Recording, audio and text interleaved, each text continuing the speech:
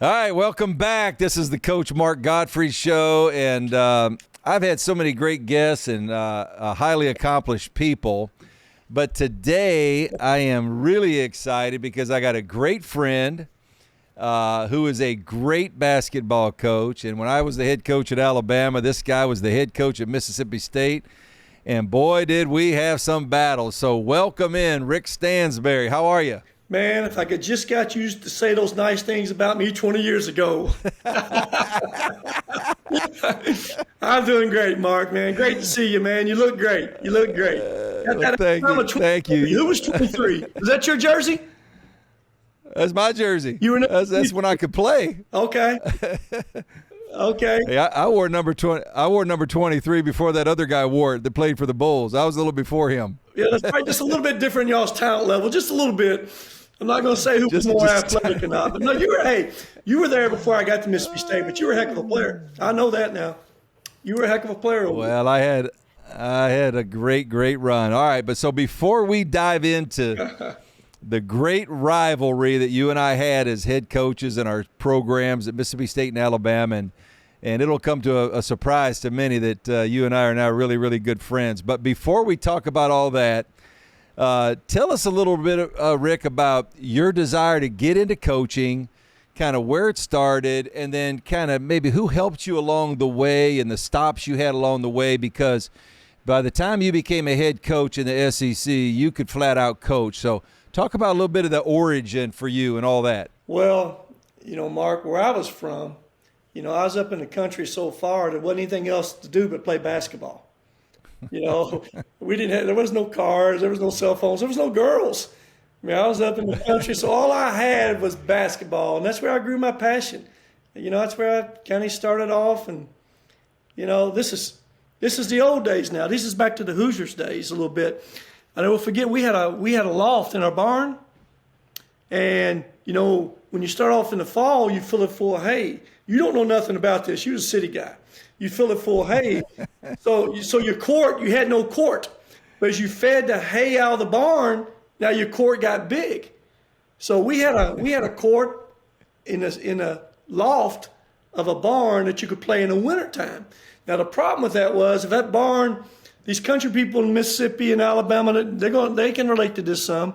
When that ball rolled out that loft, went down that manger, in that manure, that wasn't a pretty sight.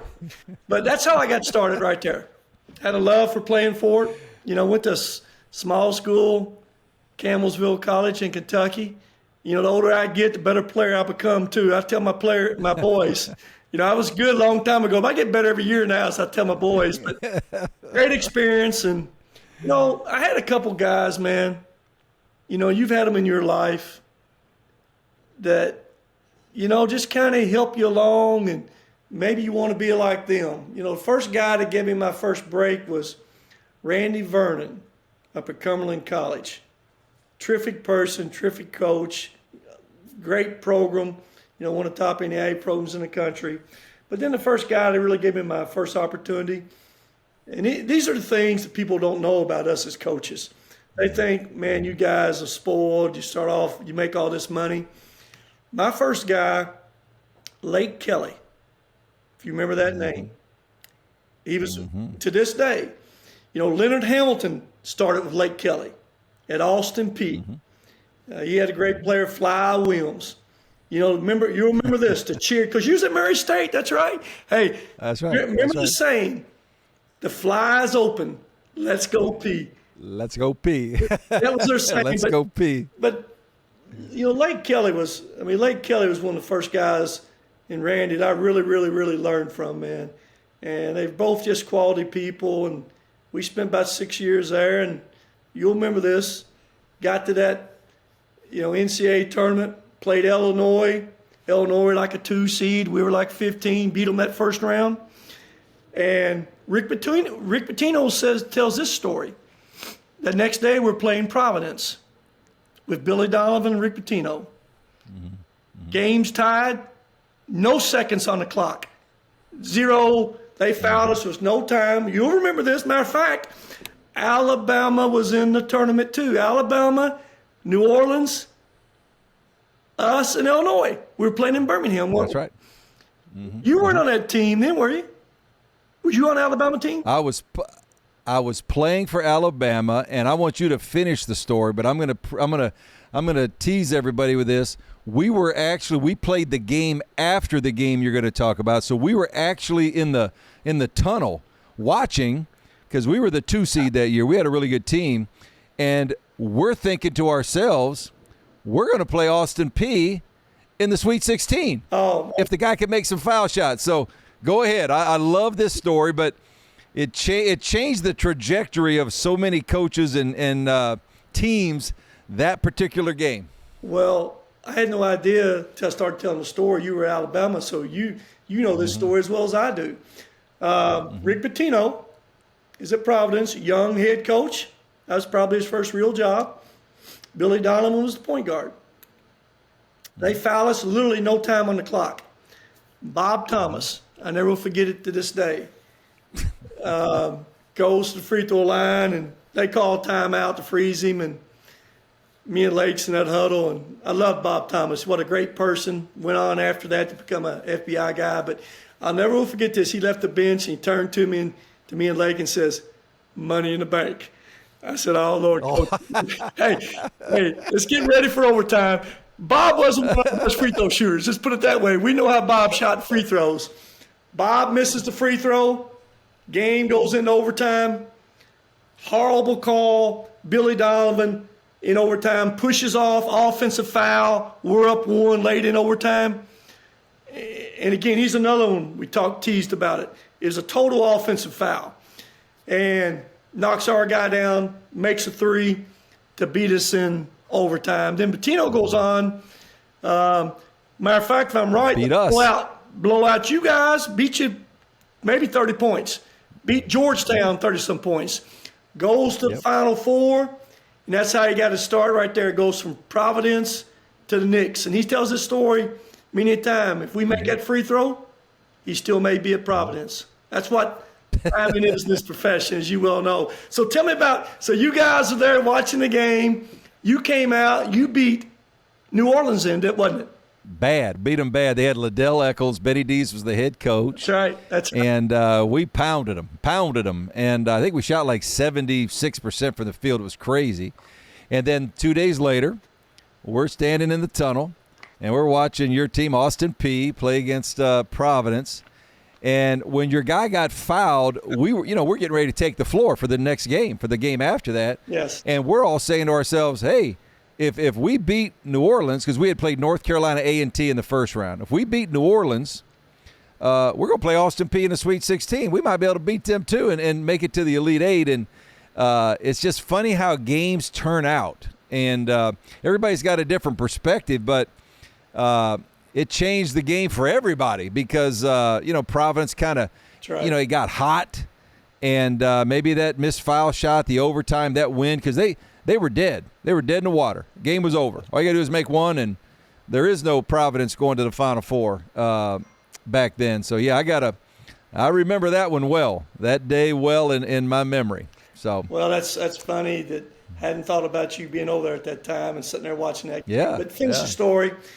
After that, then, I went to Mississippi State as a young assistant, but I was getting ready to finish the story about Austin Peay. These coaches think that we don't have to sacrifice and we start off, making money. I'll never forget my first job when I went over to see Lake. He had one assistant. He had 2 full-time assistants. He had one there, and he's going to hire another one. Well, we go in. He shows me around a little bit, and afterwards, I said, "Coach, I'm good, man. I'll take the job." He says, "You don't even want to know how much you're going to make?" I said, "Coach, it don't matter, but go on and tell me." He says, "Well, you don't pay but $5,000. So, hey, I'll never forget this. I slept on the couch. I slept on the couch in the coach's room. Coach's room, as coaches, we stay on the phone to 2 o'clock in the morning, and hell, that's all I needed anyway.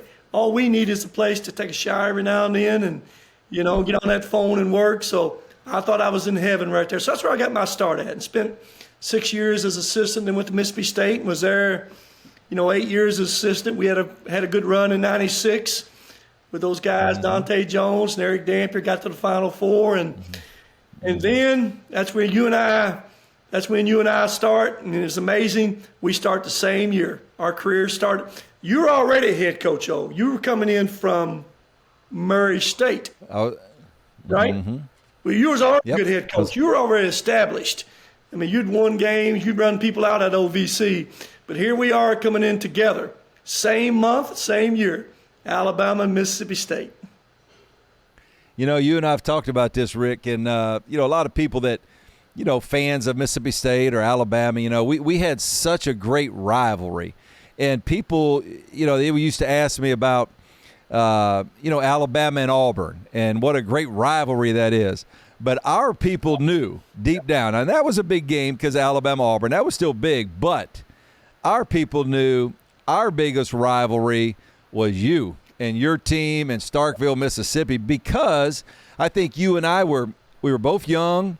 We're trying to get established. You're fighting for your life, and trying to build your program. You're doing a great job over there, and I'm trying to do a great job at Alabama. But the rivalry that we developed, it's one of the great rivalries, I think, in the history of the league. And, the schools were about 80 miles apart, and we had some battles and some real battles. And looking back on it, though, man, it was a lot of fun. It was a lot of fun, and but we were both trying to get established. And when you're young, it's a little different when you get older. But when you're young, everything that happens means something a little different. And I don't know if you felt that same way, but you guys were the rivalry for Alabama basketball. It wasn't even close to anybody else. Well, hey, Mark, you know exactly how we felt, too. I mean, we got out. First off, I told my assistants, sleep with one eye open. Alabama may be crawling around here somewhere. That's what a big rivalry it was. I mean, no question. Auburn, y'all. Ole Miss was a rivalry, supposed to be. But we were fortunate enough, just like you were against Auburn, you kind of dominated that series. We kind of dominated the Ole Miss series. There wasn't no question about it. The real rivalry was Alabama and Mississippi State. And it was unbelievable the battles we had. But one thing you did, man, you made me better. We both elevated each other's programs. That's right. Because we had no choice. I mean, if we're going to keep up, I got to keep up with Gottfried. I got to keep up what you're doing. And you kept wanting to come over into Mississippi and recruit those players. I'm going to let that happen. Good. Now, you got some of them too, though. Not very many. I can tell you I didn't get very many. I got one good one, but we had some battles. And talk about, Rick, kind of, again, we're young, but you're bringing your team into Tuscaloosa. And when you guys came to Tuscaloosa, yes, we had 15,000 seats, 15,041 was our capacity, and there was 15,041 whenever you brought your team, and our fans were into it, and they were trying to come after you. They were after your players. But looking back on it, at the time, again, we're fighting to establish ourselves. But looking back, how was that for you, bringing those teams to Tuscaloosa? Because I can tell you, taking my team to Starkville wasn't a whole lot of fun. But you guys coming in there, talk about that a little bit. Oh, man, I could talk about it so many different times. Again, that's back then you played each other twice, and I guess they do now still a little bit. But those are games you always mark. Hey, Mark, man, you remember how this was, man. Hey, I would show up for a shoot-around. Now, you would have them students. I know them students didn't know what time my shoot-around was. You have them students out there doing a shoot-around at 10 o'clock in the morning with their posters. Not even going to let us get off the bus. Already starting to hound us, man. So you could feel that game real early in that morning. Forget about when the game started. Hey, I'll never forget this now. My wife, she stepped there. She could talk about this too now. My kids, when we'd walk through that tunnel, we had to walk in front of those students. You remember my boys, I had two of them, Isaac and Noah, would sit on that bench for me. They's probably, who knows, 6 and 4, I don't know, something like that, 5 and 3. You'd have those students, they would throw popcorn and throw Coke on my boys. And my wife, to this day, He still talks about this. One of your fans tripped my wife. And my wife, she's pretty calm most of the time until it comes, don't mess with her boys and don't mess with Mississippi State and her. Well, one of those fans tripped her and she fell down, tore a hole in her pants, whatever it was. And I'll never forget it. They had to separate her from one of your fans. So, hey, listen, that was the bitterness of that rivalry before the game ever started, man. Before you and I ever took the floor. Man, those fans felt it, you know. But looking back on it, boy, how good was that, man? What was your most – we had a bunch of them now. What was your most memorable games? Now, you're going to remember your wins, and I'll remember my wins. Where's your most memorable win you got over me? And I'll tell you the one I got over you. I think we both know what we're going to say. I think we can. Well, if I can remember, Rick, there's about 3 games that stand out, and I'll go real briefly. One of them, we came to Starkville with Kennedy Winston, and you got it. We got you over there. And it was an, you know, rarely, we had a couple games that there was a big margin, but it wasn't very often. Our games were to the wire. They were to the wire, and that one stood out. There was a game in Tuscaloosa. I'll never forget it. Timmy Bowers. Timmy Bowers made a shot late in the game. I think he made a couple of them, but he made a layup, a tough one. And you guys beat us. And I think, if I remember right, I want to say that might have been the last game of the regular season. And you guys came into Tuscaloosa and beat us. Yeah. And then we had another one, though, where we did get you pretty good. You guys came in there, and I remember Ernest Shelton, I think he had about 36. And we just played, you know, we had one of those games where we did everything right. But every game we played with you guys, the intensity level was so high of the coaching staff, the players, the fans. But I'll never forget the night Timmy Bowers hit that shot on us. I'm going to be laying in somewhere, and they're going to be putting me under one day. I'm going to still be thinking about that shot Timmy Bowers made. Well, you talked about the 2 games. Now, remember this, Kennedy Winston? This was the same year now. The reason I know it, we lost 2 games that year. That was in 2004. We were 24. Right. Hey, we were 23-1.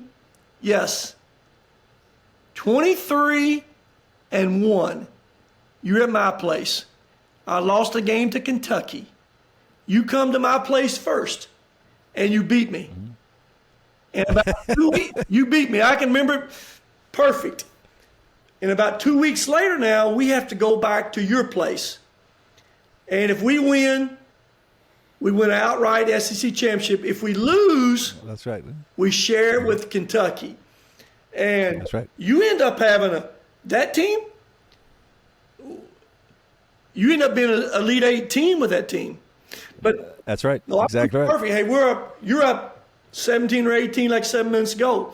And remember this perfect now. We cut it back. I had no timeouts. And for some reason, Timmy walked across that lane in front of your free throw shooter. Remember the ref? Sure did. Threw in the ball. We had no timeouts. And for all the Alabama fans listening now, you're right. We had no timeouts. We had to do something to disrupt it. So we had Timmy walk out about the time he threw it. Now, it had nothing to do with him missing the free throw. Everybody wants to blame it on that. But you missed a free throw that gave us a chance to go down. That's right. And tie it to put it into overtime. You had to make a 3. I think you had to make a 3 if I remember right, because I think we had a chance to go up 4. Is that what? I don't know. I think the foul shot had a chance for us to kind of, make it a 2-possession, and we missed, and you guys go down and score, and broke my heart. You broke my heart in there, Rick. Well, you just did it to me 2 weeks before, so we got even. You know what? The fans didn't understand, and they did. And I said this many a time, Mark. We always have to go to Destin in the summertime and have our meetings, which was always good. And you had young children, and I had young children. I know my wife really liked your wife, but I told her this many a time. If Mark and I wasn't competing with each other in basketball, hey, we could go on vacation and have a good time. Now, I wouldn't say that about everybody in that SEC, but with you, that's the way it felt. No one else in the league. Now, the first 7 or 8 years, there'd been no vacation for either one of us. That wasn't part of who we were at the time. But no, man, you were a terrific coach. You were unbelievable what you did there for a long period of time. Unbelievable recruiter. And, I think we raised the bar for everybody in that league during that stretch now. Yeah, we did. We did. And, a lot of times, Rick, people forget that when you and I became head coaches, we were both young. Arkansas, Nolan Richardson had that one rolling. John Brady was doing a great job. And, John Brady's team walked in your gym. They physically looked like you were playing against the Lakers. I mean, the guys it was ridiculous. Yeah. Tubby was doing a phenomenal job. Billy Donovan was at Florida. Kevin Stallings was doing a great job at Vanderbilt. His teams are always hard to play against. Yes. But Cliff Ellis at Auburn had Chris Porter and all these guys that were great. I mean, you go through the league now, all around the league, and it's great this year. But I tell people all the time, that's right. Hold on a minute now. Yes. When you and I first jumped in that league, yes. and we were both very, very young, not only are we going against each other, we're trying to, one up one another. You got everybody else in the league that was rolling at that time. Unbelievable coaches that had unbelievable talent at the time as well. Would you agree? Oh, Mark, 200%. I have the same argument all the time. As good as the league is now, is a good league good? It is really good, but it's just better than those other people. When we look back on these days, remember this. You hit on them. LSU, Final Four. Arkansas, Final Four national championship. Kentucky, national championship. Florida, 2 national championships. Auburn got the number 1 in the country there with Porter and Doc. Then we had Kevin was always hard to play against. Then Bruce got up there at Tennessee. They became number 1 team in the country at one time. And Herrick at Georgia. No, that league was loaded, good teams. The difference now, a little bit, and they got really good teams, but some individual players. When you guys rolled out, most of the time, there's a couple pros on that team, no doubters. LSU, a couple pros. Billy Donovan, about 3 pros. Kentucky, 2 to 3. Everybody had pros.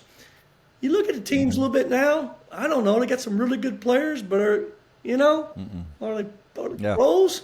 Really good college players because they stay in. They're older. The older guys, 22 and 23 now. But are they the pros that we used to have to go against? I don't know about that now. Yeah. Different time. I had Richard Hendricks, played for me. He was on my podcast. We got to talking about this, and sometimes I think what happens, Rick, is especially in the South, because football is so big. Everybody follows college football and the SEC football. But Richard and I talked about this, about sometimes the players nationally got overlooked because we were in basketball in kind of a football area of the country. And I've said this to many people, Rick, throughout the years. If Rick Stansbury, if you had accomplished exactly what you accomplished at Mississippi State, you're talking about, I think, 5 division championships, SEC championships. I mean, the run you had was crazy. It was so good. But if you would have been at Indiana or Michigan or Ohio State or, maybe in the ACC, nationally, people would have taken notice a little bit different. But we were kind of down there in the South and maybe the whole country. Now, we knew it was good, like we did, and to this day, like your run you had. But I've often felt that a little bit because football was so dominating, that we're doing some unbelievable things. Like I said, the run you had was crazy, ridiculous. Not only winning, but the level of player you had and the championships and all that. Have you ever thought about it in that regard? Maybe in the accomplishments you had, and maybe because we were in the South? Well, you really, as a coach, you don't take a whole lot of time to think too much about it because you've been coaching. But we both know what we were dealing with. If you have to mention another heck of a coach, when you had Eddie Fogler and then you had Dave Odom over at South Carolina. I mean, guys that coach, man. Those were real coaches that could coach. I mean, Dave Odom, he was one of the best in the country. But listen, Starkville, Mississippi, I ask people all the time, you ever been there? You ever been on vacation in Starkville, Mississippi? Not many people have been there. So I understood what we was dealing with. We didn't have the media. There was no media. And back in the days, you know this, everything you just said, basketball was dominated by football. And what started changing that a little bit, you'll remember this. I think when the SEC, when Commissioner Slive hired C.M. Newton, that was back towards the latter part of our careers. You know, he was there probably our last 3 or 4 years as coaches. CM started elevating what basketball was, started doing some more things to make it a little bit more important. And then what Commissioner Slive did, I think it became more and more important, and they've just kind of built on it, and it's taken off. No question, if we had these teams back in the days and did what we did somewhere else, and same way with you, whatever you said about me, I can say the same about you, man. You had unbelievable teams, unbelievable players, and no question where we were at during that stage of where everything was with football probably didn't get the attention that it does now. You know, we had an interesting one, Rick. One year, Mal Moore became our athletic director, and he's a guy that to this day, you know, he's passed away, and I love him. Like I loved working for him, with him, and even after he let me go, we had a great relationship for years and years and years. But I can remember this one. We go to Starkville one year, and he said, "I'm gonna come with you." The athletic director, he said, "I'm gonna come with you." Now you got to put this in perspective. Now he was Bear Bryant's offensive coordinator for years and years, 20-something years. Yes. You know, he was a great football coach, and he's a football guy, but he was so good to me. But anyway, he comes with us, and we go to Starkville. Well, he sits down there kind of on the end of the bench. And your fans right behind us, I mean right behind us, they're chewing me the whole game. They're into me. They're I knew exactly who I had behind that bench. I knew what they were supposed to do, but go ahead. So we end up coming back. I can't remember if we won that game or not. I don't know. It might have been the one with Kennedy. But anyway, we come back Tuscaloosa, and on Monday morning he comes in, and we're having a little staff meeting. We're watching some film on Monday morning. He walks in, he said, "My goodness," he said, "I don't know how y'all ever win a basketball game on the road in this league," you know. And it registered with me that, you know, in football, you know, the fans are a little farther away. It gets loud, obviously, and there's a lot of people there. But, you know, basketball, they're right on you. And even for him, that was like an eye-opener. And then not to mention, your fans right behind our bench were just crushing me for 40 minutes. They were just killing me. But the atmosphere... The atmosphere that you guys built in Starkville, it was unreal. To take a team in there, and that place was packed. There wasn't an empty seat in the building, and the energy was just off the charts. It was amazing, and I remember Mal telling me that story of how hard it was to win on the road, but that's a credit to you, your staff, your program, everybody there that really elevated basketball at Mississippi State. Well, hey, you know, there's no secret to the game. You got to have good players, and we were forcing to get lucky on some guys. You know, we had those guys. Some of them, no one. Timmy Byers was a non-recruited guy. No one really ever heard of him, and so we got lucky on some of those guys. But you're right, Humphrey Coliseum. I remember Noah at Florida. What was Noah's first name? Joe Kim Noah. I remember this. He made a statement. That was one of the Final Four teams he had, and he came over to our place. He made a statement, and we're talking about Rupp Arena too. We're talking about Fayetteville. They asked him where's the toughest place in the SEC to play, and he said Humphrey Coliseum. We were able to get that thing going. And basically, my last 11 years, we sold that thing out, and those people came in there. Those students were on it. Now, when Alabama showed up, you didn't have to worry about that one now. We're going to stock in there early. I was going to make sure they got in there early. And I'm glad to hear you noticed those guys behind that bench because they did their job. I coached them well then. We had one year there at the Hampton Inn in Starkville where they ran a fire alarm a couple times in the middle of the night before the game. You probably had something to do with that too, one way or another. Probably somebody in there pulling a fire alarm on us. We'd never do nothing like that. You know that. Hampton Inn used big time in. That must be the first several years we only had that one Holiday Inn. That's right. The old Holiday Inn. That's right. Holiday. So you came in when they built the old Hampton Inn right across the street from it. Yep. I'll be darned. You know, unbelievable. I got so, you know, I didn't want to come over there the night before. It got so bitter. Mm-hmm. We would come those last few years the day of the game. We'd have her shoot around, then we'd go over our little boy over at that little Marriott over there. You remember him, you'll know him because he liked you. Mm-hmm. There's a little airfield Marriott right there, and we'd have our lunch and dinner there and kind of stay away from you guys the best we could. Mm-hmm. So when we got off that bus, we put blinders on, like an old horse, put them blinders on. You can't see what you had setting up there for them to walk through. Talk about this, Rick, because, you know, you and I both, we understood it early on. And, you know, my time at UCLA when I coached, you know, we had great players. And, you know, you can tell me all you want about, you know, great coaches, but we all have to have good players. If we don't have good players, you know, you're not going to win, especially in that league in that era, you know, because every team had good players, yes. And you had to have good players. But I knew this, Rick, when we were recruiting somebody, and all of a sudden, Rick Stansbury gets his mind made up that he's going to come in there and he's going to lock in.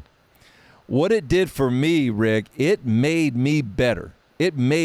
I knew as the head coach, I couldn't let my assistants do all the work. If you were involved, I had to be involved. I had to be involved in a great way because I knew how hard you were going to work at it. Like you worked at it. And that, I think, like you mentioned earlier, it made me better. I can tell you that, because if you got involved in anybody I was recruiting, it was like, all right, game on. I got to get going here. Like, I can't take a day off. I can't take a night off. I got to get on the phone. I got to find everybody around that guy. I got to try to win them all over because you were so good at that. And so I just remember that. You made me better, Rick. You made me a better coach. You made me a better recruiter. Well, Mark, hey, I appreciate you saying that, but I can say the same thing about yourself too. But that's back when recruiting was recruiting. You know, that's back when relationships meant something. You know, Nowadays there's no relationships in recruiting. We would recruit people for 3 and 4 years. We knew every person in that town. We knew every relative we had. We knew the minister. We turned over every rock. We turned over every rock there was. And, you know, here was always my job, my philosophy, what I felt. We tried to build a wall around that kid. We did. That's right. And again, you know, people probably didn't give you credit or myself credit, which we didn't want credit, for us being able to recruit the way he did. Sometimes you beat people. Then there's other reasons people want to say, oh, why you beat them and all that. Listen, you were the same way. I was the same way. We beat people about working people and developing relationships. And we were both as good, and I can say this, as good as most people anywhere, connecting the dots. Who was going to help make decisions and trying to put that wall around these kids. Everybody can't do it. You made me better at it too, and I've told assistant coaches many times, you can't read no book to figure that out. Some people can do it just better than others, and you're one of the best at it now. You know this, when we walked into the gym, we commanded attention. Both of us did. That's right. And now, That's right. if we're in the gym together, that was not always good. We commanded attention. And you're going to draw that line in Alabama. I drew that line in Mississippi. And for the most part, I was pretty smart. I wasn't going to Alabama unless I had a crack somewhere. And you weren't coming to Mississippi unless you had a crack. But we were both could figure out, was there a crack? Was there an opportunity? Maybe your roster didn't need this guy as much this year. or vice versa. But we both were able to figure that out, which in today's recruiting, they have no clue about any of this. Now it's about the portal. There's no relationships involved. You know, senior night, you don't cry like you used to because you don't know the parents. You got them for 1 year. Right. Now, we used to have these kids for 4 years, but knew them for 8 years. And relationships were so deep, and it meant something, man. Those relationships really meant something. But it started in recruiting. And again, everybody couldn't do it. You made me better because you won the best in it. You still won the best in it, man. When you decide you want to do this again, you won the best in this thing. I'll tell anybody that, but everybody knows. Everybody knows that already. They know you won the best in this business. Rick, tell me about this one, because I rarely got a kid out of Mississippi. I tried a couple times, and I kept. You tried. And I got one good one, but I did. But I tried. I kept coming over there, and I finally learned my lesson after a while. But I said, you know what? I'm going to see if I can get this guy. And, you know, we recruited Timmy Bowers and some other guys like that. But when you came into Tuscaloosa or into Alabama in the state, and you got Mario Austin, boy, you talk about breaking my heart now. Because, you know, again, like you just mentioned, like we both – you know, we recruited kids, which they don't do now with the transfer portal and NIL and all that. But, God, we recruited kids from the 9th grade, and we got to know everybody about him. And now, you know, Mario is from over there tucked in close to the state line of Mississippi. But now that was a battle now, and you won. You won the battle, and he was a really good player for you. But that one broke my heart right there because, you know, I really thought we were going to get him. But, boy, did you get on me on that one. You got me on that one right there, Rick. That was fun. It wasn't fun then. It is now to think about it. That was a real battle. There's no doubt. That was a real battle. Real battle right there. You can write books on that one. He ended up being an unbelievable player, too, man. To this day, he stays in touch. But, you know, I'll never forget, Mark, where the recruiting changed with him. I don't know if he's committed to you. You already got Gerald Wallace. You got Gerald Wallace. And I'll never forget this. We're out in Vegas. You had the AAU coach. You had his guy, Kenny. What was the name of the AAU team? Not the Challenge. What was that? The Ice. Alabama Ice. That's right. I never will forget this right here. And this is where it changed at right here. We walk into Vegas, me and Kirby. You're sitting there with probably Pearson or maybe your coach that I think got sick. All of y'all was there. Yes. Hey, we were all, your whole staffs were there because Gerald Wallace was on that team. He's on that team. Y'all were there. And I remember we walked in that gym. And we walked by, getting ready to sit down, and the AAU coach, old Kenny, turned to me and Kirby and says, "What are y'all doing here? Y'all got no you got no chance. You might as well go back to Mississippi." Kirby and I walked up there and sat down. I said, "Kirby, you know something?" I said, "He's right. You're not going to get anything done here. There's Mark down there. Mark and the AAU coach is Mark's best friend, Let's go back home. Because someday he's going to come away from that AAU team. He's going to go back to his high school team." And we went back home and was able to do a little work with the high school coach. And hopefully, you know, when he came back, when he's away from Kenny, that we'd have a little bit of an end right there. So you need to give Kenny an assist on that one. He changed all of our thoughts in recruiting with that one. But that was a battle, and that turned out to be he was a heck of a player for us. He really was. But, man, I can go over these ones in Mississippi. You come to Mississippi and get little boy out of Jackson. Mo Williams. Mo Williams, man. Mo Williams. What a player he turned out to be, too. So, no, we both had our wars. For the most part of what was different about this was this. Here's the way I felt when I came to Mississippi State as an assistant. I'll never forget this. When I sat down, Richard Williams, who was a terrific coach, gave me a recruiting list. I'll never forget this. That's when Wimp was there, Dale Brown's at LSU. And that's back when Mississippi was loaded, players. He started going down that list of players, and literally the first 5, he said, well, we can't get this one. These are kids from Mississippi. He's going to LSU. Can't get this one. He's going to Georgia. Can't get this one. He's going to Alabama. And I never forget, I stopped that meeting and said, Coach, these kids are from Mississippi and we can't get them? He says, Rick, you don't understand yet. I never will forget, we're going up that steps, getting on that 747, getting ready to head to the Final Four. Richard turns around to me and says, Rick, you were right. We can get them. I don't think the biggest thing was this. Alabama, you all supposed to come to Mississippi to get those players. You all thought y'all were supposed to do that. No one ever had a thought of Mississippi coming over to Alabama and getting a player. But back in the days, y'all came over there and robbed Mississippi. I mean, Wimp had them all his life, those guys. Everybody had them. Louisville had them. And I think we were able to, my philosophy always this, like you said, was we try to put a fence around the state of Mississippi. And I said it was not, Mississippi State's not the best place for every kid, but for the right kid, it's the best place in America. And everybody talk about how small Starkville was.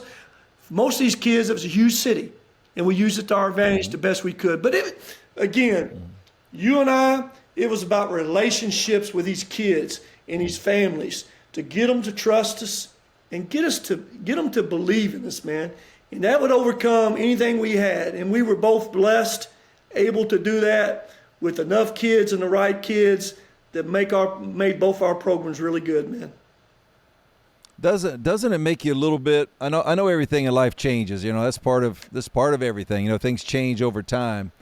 But you look now, and you've been involved a lot longer, a little bit more recently than I have. But you know, with NIL and the portal, and kids want to transfer every year, and you know, I go back to Alabama, and one of my really good players I had, Chuck Davis, and we're actually sitting down one night, just he and I, and they honored one of our teams, and he's like, Coach, I'd have transferred because I didn't play him at all as a freshman. Like, he never didn't get in a game as a freshman.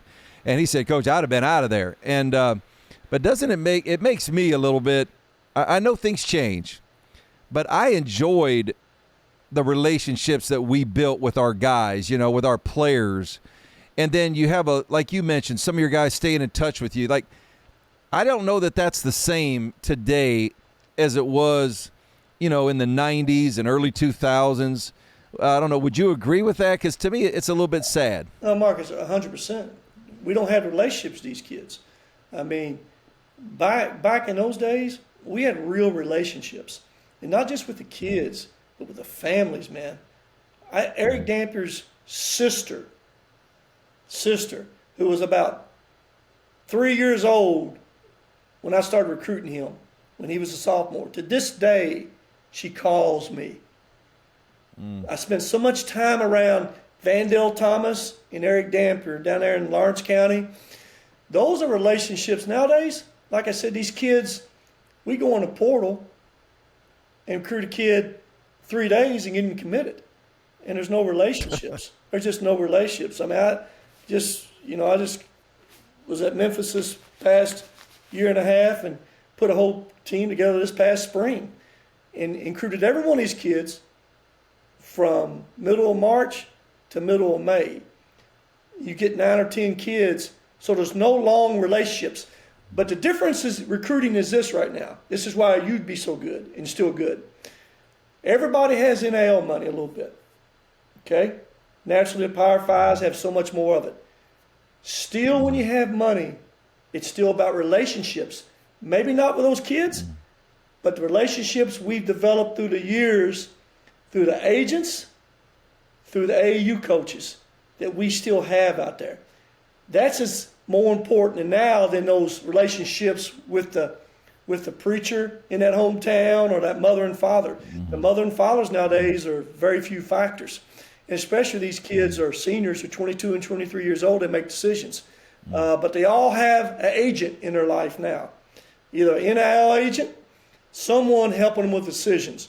And you know this is an advantage, guys like yourself and mine, when you've been in as long as we have, and you think you've treated people, done the right thing most of your life, you know, done what you said you're going to do for most of your life, you develop a lot of relationships.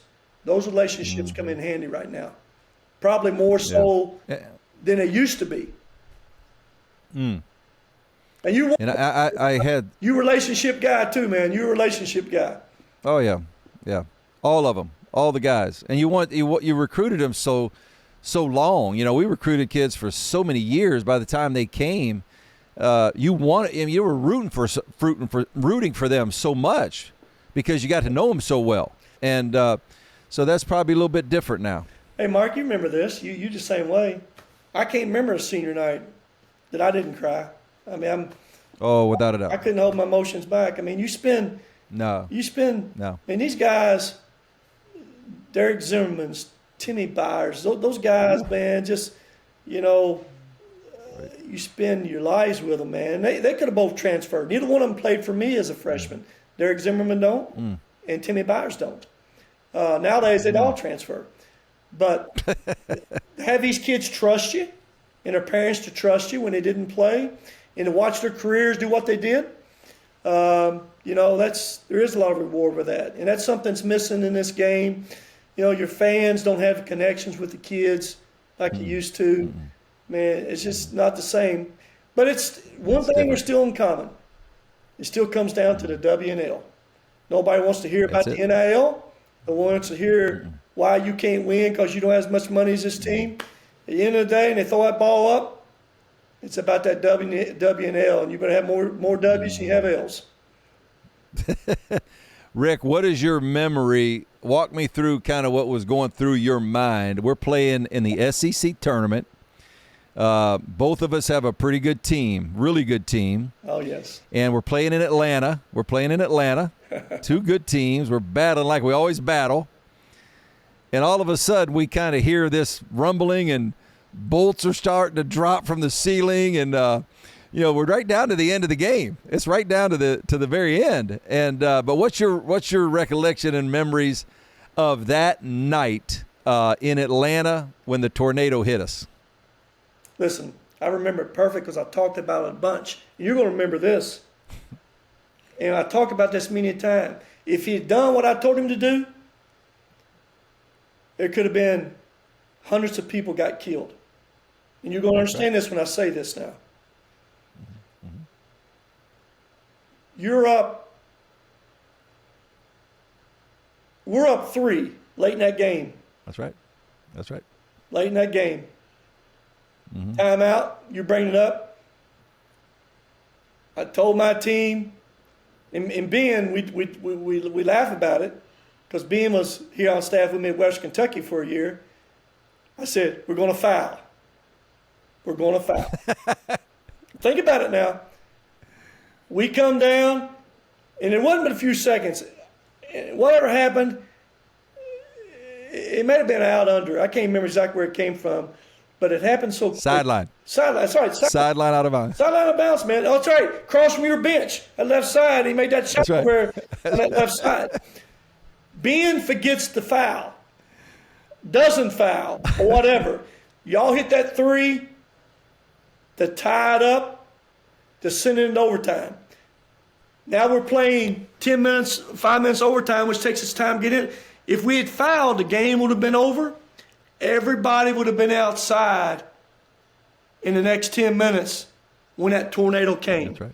Because there was about 2.5, 3 minutes into the overtime when the tornado came. That's the one thing I can really remember when you reflect on it. During the time, I remember that big piece of metal, speaker or something fell right in that floor. That's right. Me personally, I thought an airplane had hit the building. I didn't know. I'm trying to grab players, run them off the floor. I'm trying to grab my 2 little boys who were probably, 3 and 4 and 5, just trying to grab them. And we're all running off that floor into that tunnel. And we stayed back there, man, for an hour and a half, 2 hours, didn't we? That's it, yeah. You had a heck of a team, too.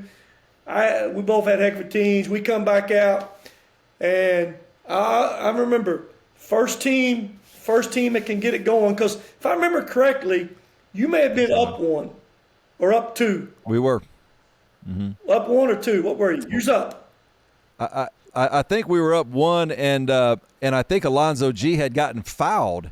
And so it was a 1-and-1, I believe. And so we had to wait in the locker room, like you said, like an hour and a half. And he had to come out, and the first thing we were going to do is shoot a foul shot. I mean, you talk about being stiff and cold.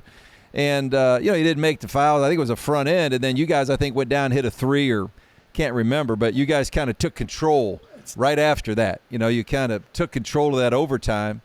But, I agree with you, Rick. If he doesn't make the shot or if you guys foul, there's probably some people that might have lost their lives because that tornado went right through downtown Atlanta, went right over the dome, and we didn't have any idea.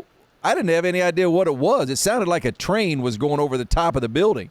I couldn't figure it out for the life of me. Well, first off, you can't blame me on the free throw mess up this time with G. Now. You can blame me at Alabama.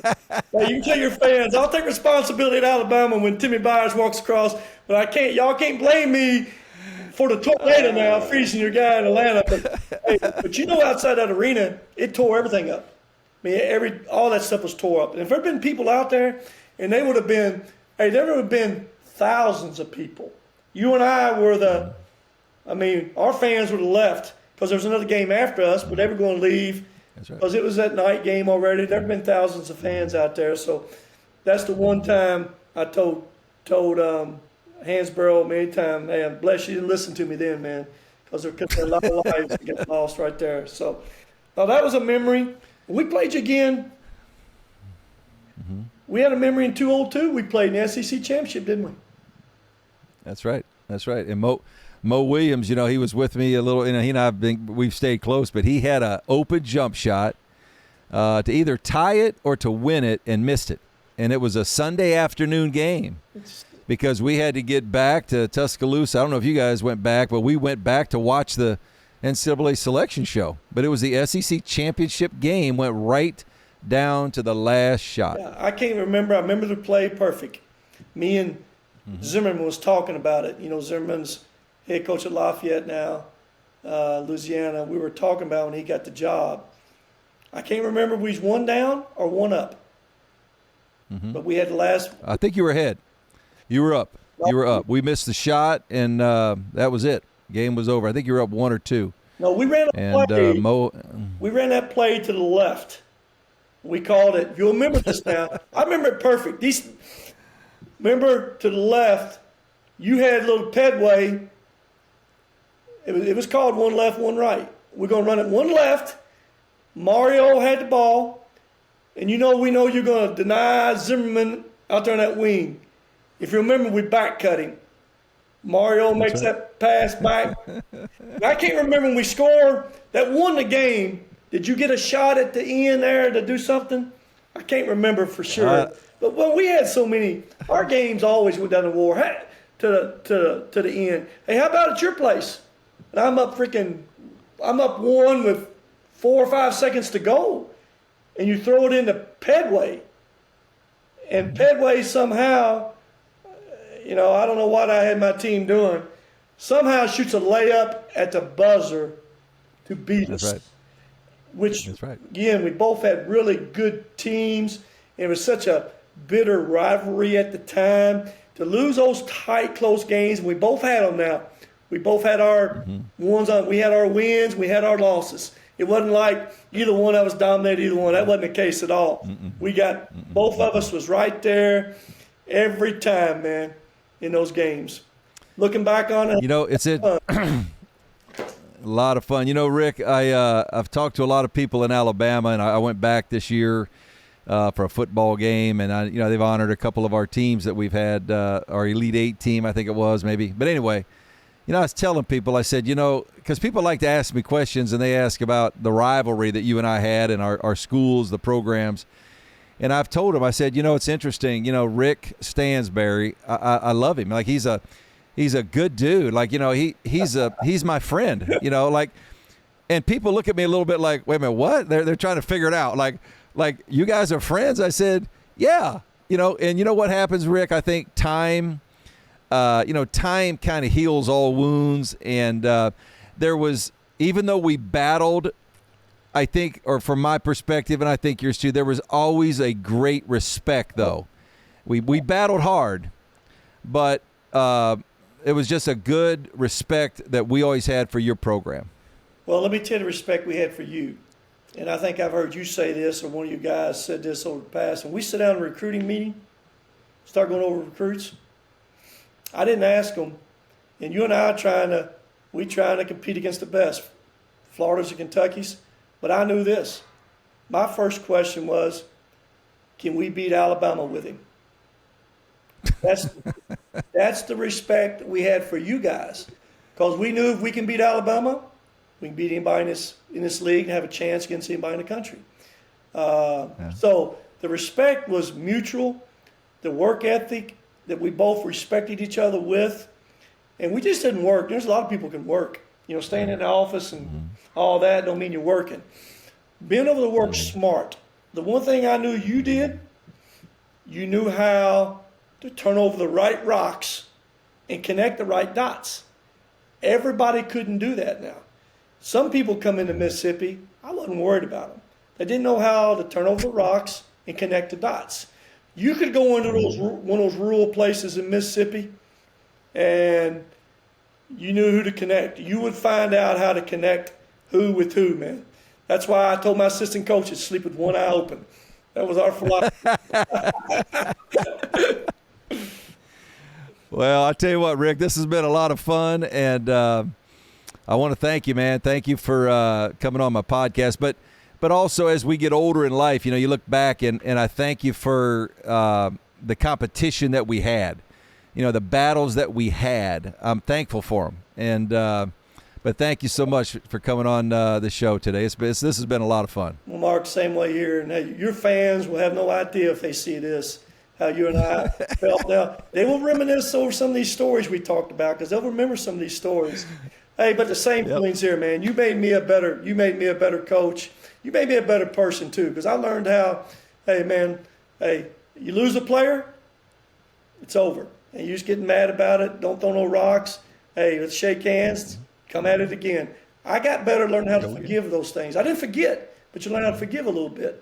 But it's been a good friendship, and still is. And hey, whatever I never do to help you, I know you're there with me, and I'm there for you too, man. Good. All right. Well, thank you, Rick Stansbury, one of the great coaches of college basketball of all time, in my view. So thank you so much, Rick, for being on the show. Okay. Thanks, Coach.